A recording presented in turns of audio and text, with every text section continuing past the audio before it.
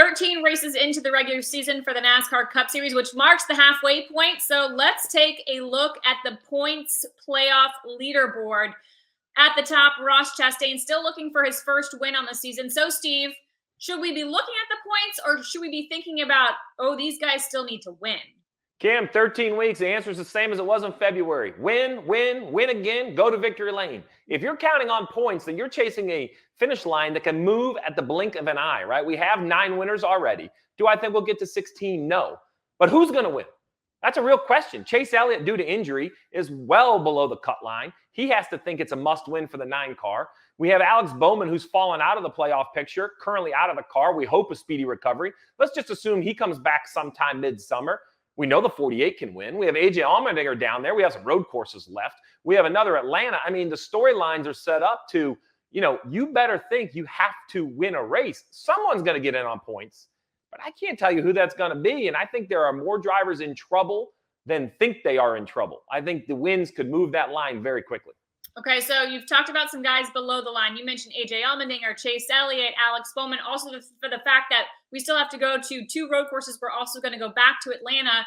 So the guys that should be worried, the guys that are maybe in on points now, you look at a Bubba Wallace plus 23, a Chase Briscoe plus 5. How bad are they sweating right now, or how bad should they be?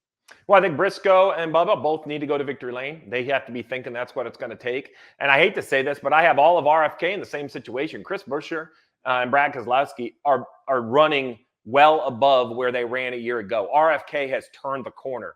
But the next turn is to go to victory lane again, right? We saw Chris Buescher do it at Bristol, so we know they can win. But if they want to get 1 car and maybe even 2 cars into the playoffs, you're looking at a victory lane. Ryan Blaney, I would love to say he's safe, but when are we going to get the breakthrough win in the next-gen car? I know he won the All-Star race a year ago, but he still hasn't gone to victory lane in this style of cars. Now, Ross Chastain and Kevin Harvick, I have a little less concern because they do have a pretty good points buffer. But this system, when they announced it, Cam, I thought we knew what we were going to see with stages and all these things. But nothing has prepared for us what we've seen these last 2 years, which is really, truly what a value of a win really does for a driver. Okay, the win is valuable. We have 7 spots left, 13 races. Realistically, could we hit that 16 different winner mark?